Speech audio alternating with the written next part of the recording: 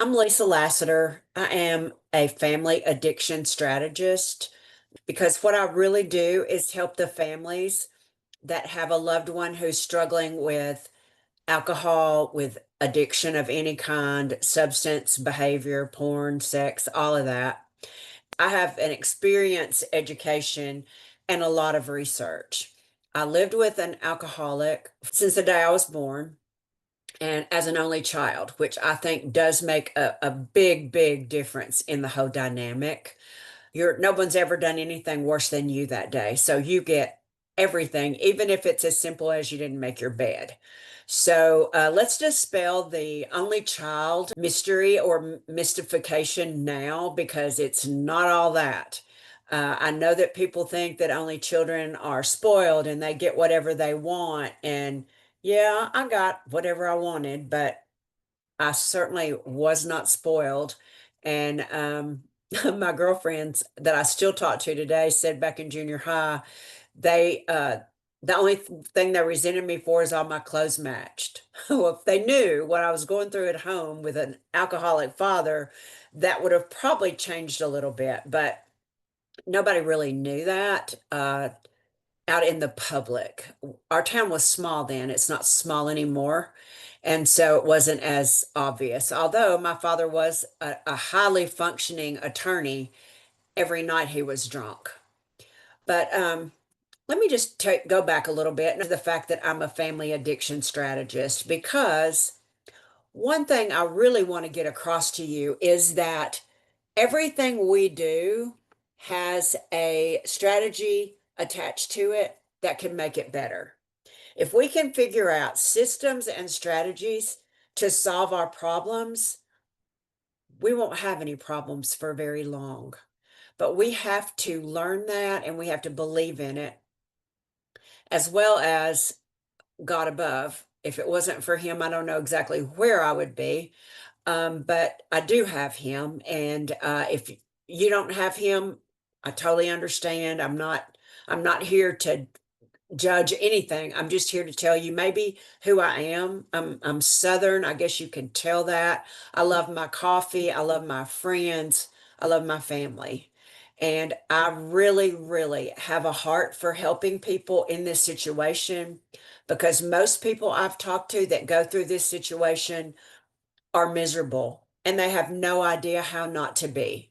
But anyway, I just want to start out by telling you that I have been a codependent. Didn't know it since the day I was born because I've always tried to make things easier when living with my father. I also want to make one more statement that I am not, because of the subject matter, I do have to mention my father and his behaviors and all of those things during that time. My heart in this is to help others. It is not to make him the heavy in all of it. Alcohol was the thing that did my father in. I have heard so many stories about him when he was younger, when he was like a teenager, and how kind and what a heart he had, and how much him and my mother were in love with each other, and just all kinds of things. So please don't think that my goal is to belittle him. That's not it. My goal is to tell you the truth about me and my life with him as an alcoholic so that it can transfer to you, and maybe you get some similarity in it and figure out, well, maybe I could do that too. Maybe I can get away from this too.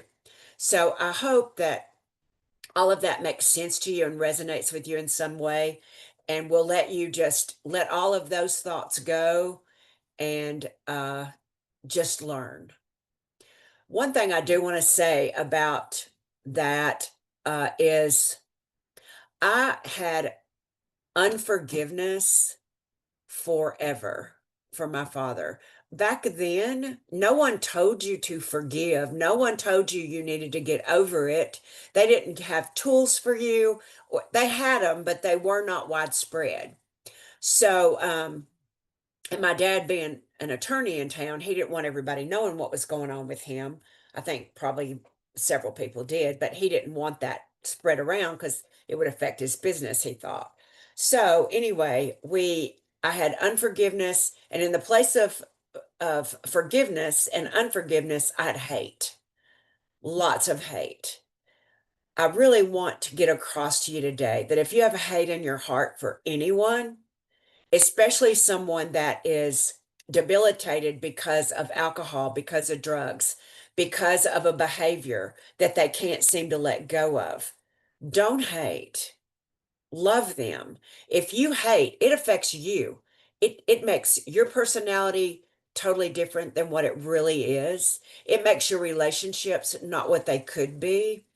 It just carries a bad taste to you in everyone's mouth. You are not palatable for most people if you're living in hate. Believe me, I know because I did it. So the best thing you can do is choose to forgive. It is a choice. It is a choice you make for yourself to get the burden of hatred and unforgiveness off of you. Doesn't mean that you condone what they did. Doesn't mean that you have to reconcile unless you want to. Doesn't mean any of that. Of course, those things are always possible. If you want to reconcile the situation, please do. But if you can't, please forgive for you and stop the hatred in your life. I think maybe the hatred is what this video is all about today. Because let me start back. I guess my earliest memory of what was going on between me and my father was like when I was 4. All three of us, as I'm an only child, was sitting around the dinner table when I was 4. We lived in the South. It was summer. It was hot. And all the kids wanted to go back outside and play after dinner, me being one of them. Even though I was 4, there were lots of parents and stuff out there too. So what we had planned to do was go catch lightning bugs, fireflies it might be to you, and make jewelry out of their lights, like rings and bracelets. Somebody told me that was so gross, but it was so fun. So I don't think it was gross. But anyway, that's what I wanted to do. So I hurried up and got through with dinner, asked to be excused, and he said, "Where do you think you're going?" Slurring his words, already drunk with whiskey every single night. So I said, "I want to go outside and hunt lightning bugs. I want to catch lightning bugs and make jewelry." Why? Just over and over and over. My mother tried to help me. It only made things worse. So there we sat, me 4 years old, trying to find an answer for him as to why I wanted to go back outside and play. Well, that never happened. I never gave him the answer that he was looking for, which I still don't know to this day what that was. And so I went to bed sobbing, broken, um, confused, just everything. I didn't understand what I had done so wrong and why he was like that. Well, I think that right there, that situation was the beginning of the framework for the codependency in my life because it made me feel small. And as time went on, I felt smaller and smaller and smaller. And part of codependency is you feel bad about yourself. So you don't feel like you're worth it to make your dreams come true. So you latch on to someone else and make their dreams come true or make their life happy. What I did with my father is I always tried to please him, people pleasing, because I didn't want to make him mad again. So that was where my codependency started. If you think that you're a codependent, go look it up. Read a little bit about it, and maybe you can determine that. And if you do, keep checking back to my channel on YouTube, Family Addiction Strategist. If you just came up on it by accident, please keep listening. I already have one video that's up that's like this, the beginning, and I'll probably be doing it forever because I hope that it helps. And I just want people to understand that there is a way out, and the way out is forgiveness and love and starting to become aware of who you are on the inside. If you're not self aware, you cannot heal. I'm a coach.